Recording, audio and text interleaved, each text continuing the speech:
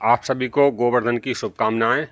गोवर्धन का त्यौहार है जिसमें हमारे घरों में गाय के गोबर से गोवर्धन बनाए जाते हैं, जिनमें उनका संपूर्ण परिवार होता है।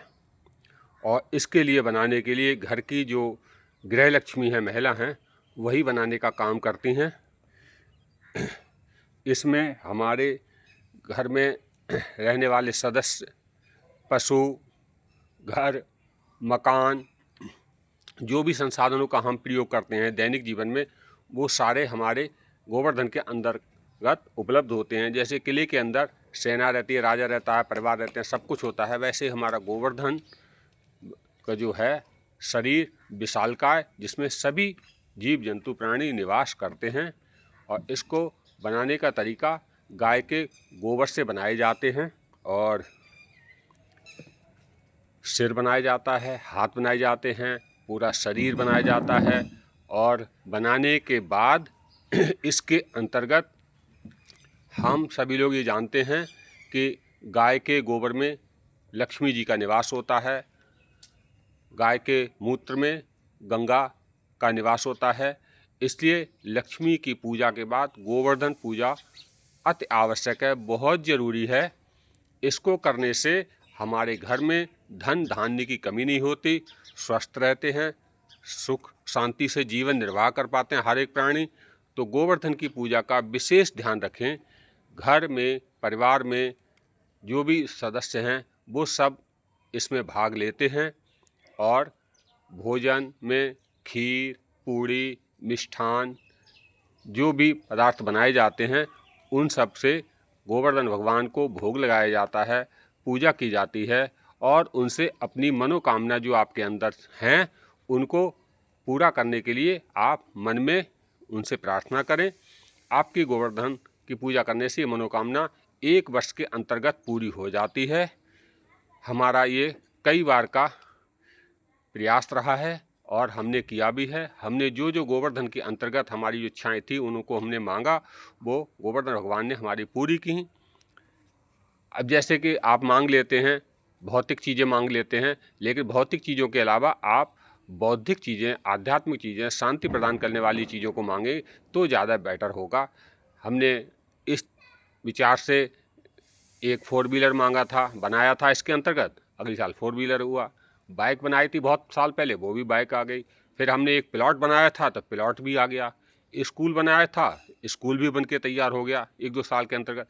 तो हमारी सारी इच्छाएं पूरी करने के लिए हम गोवर्धन भगवान से प्रार्थना करें और सच्चे मन से उनका ध्यान, पूजा सब कुछ करें।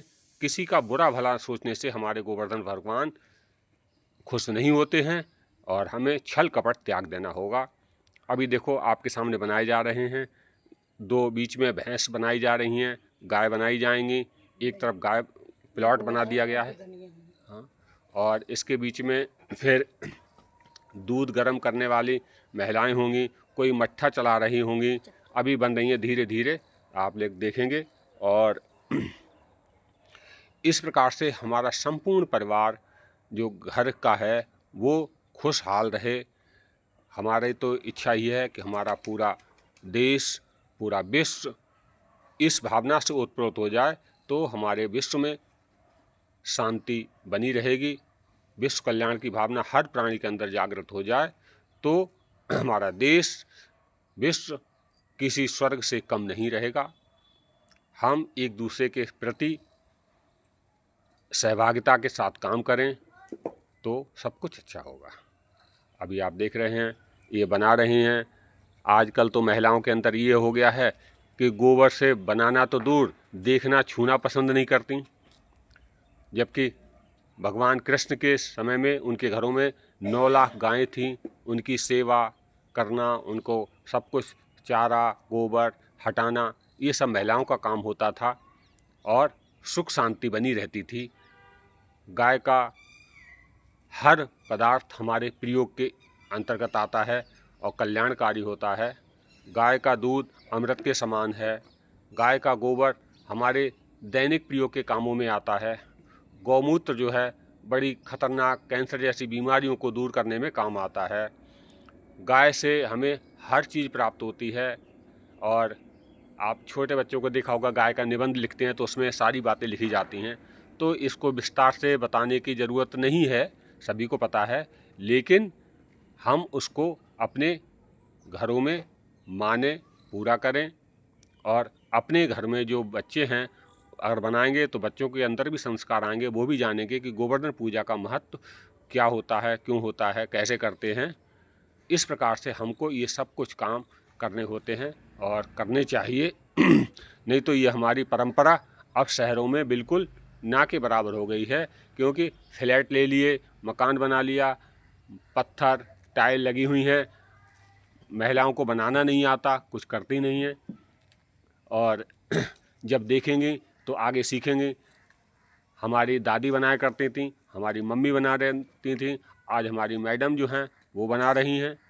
तो इसके लिए हम अपने बच्चों को भी संस्कार देते रहें। त्यौहार मनाना हमारे बड़े सौभाग्य की बात है। त्योहारों को मनाने के लिए हम स्वस्थ रहें, खुश रहें, प्रसन्न रहें, तभी हमें त्योहारों का आनंद प्राप्त होगा। और ये आनंद हमारे लिए मन को शांति प्रदान करने वाला होता है।